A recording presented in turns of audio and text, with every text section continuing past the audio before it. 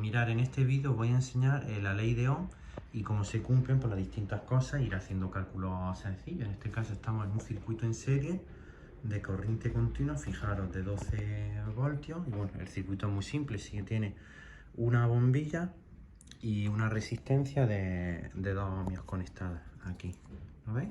Y entonces mirad, la corriente, bueno, lo he dicho, pero esto ya lo veremos en clase, que la corriente, la intensidad se mide en serie y el voltaje en paralelo. Entonces, medirlo en serie implica que el amperímetro forma parte del propio circuito, ¿vale? Entonces, quiero calcular, que no lo sé, la resistencia que tiene la bombilla, ¿vale? Entonces, decís, ¿cómo lo haría?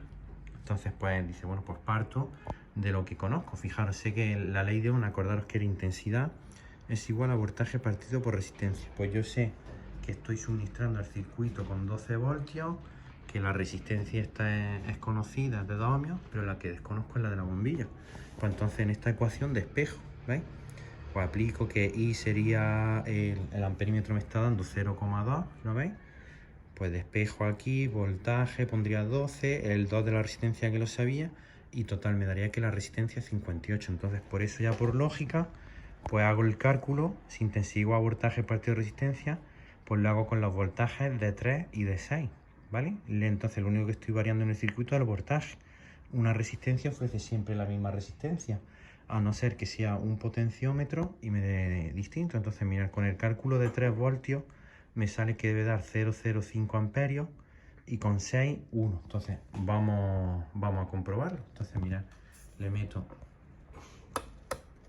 3 voltios y entonces fijaros el amperímetro que me da. A ver, no da precisamente 0,05 porque la precisión no es absoluta, pero fijaros pues que varía bastante. Y entonces con 6 voltios vamos a meterle 6 y con 6 debería de dar 0,1. ¿Lo veis? Meto 0,6 y fijaros el amperímetro 0,12. ¿Lo veis? Entonces, para que veáis pues cómo se cumplen las matemáticas.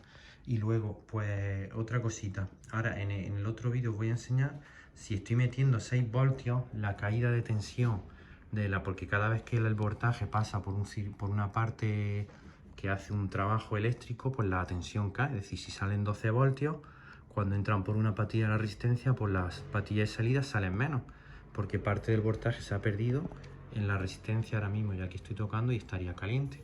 Y en la bombilla han producido un calor. Y luego también quiero que veáis que a más intensidad la luz brilla más, ¿lo veis? A 9 y a 12, vale, fijaros, veis bajando en salto de 3. Así esa luz da con 12 voltios, con 9, con 6 y con 3, ¿vale? Entonces, para que entendáis que en un circuito en serie, siempre cuanto las luces brillan todas por igual, ¿vale? Si hubiese 2 bombillas, pues brillarían por igual. Lo que pasa es que como hay más resistencia, pues brillan con menos intensidad, ¿vale? Entonces, que veáis como la resistencia, mayor resistencia. Entonces dices, ¿cómo puedo hacer que una bombilla brille más? Pues metiendo o más voltaje o bajando la resistencia, ¿vale? Los circuitos en serie tienen el problema que como se corte una patilla, el circuito entero se cae. Es decir, si hay 3 bombillas en serie, pues el circuito deja de funcionar. Mientras que en un circuito en paralelo, ahora lo veremos, voy a montar uno. Es decir, si una parte del circuito se cae, el resto sigue funcionando. Así es como están normalmente conectadas las casas, las corrientes en casa. He visto que hay veces partes que se aísla una parte de la casa, pero el resto sigue funcionando. Son circuitos en paralelo, ¿vale?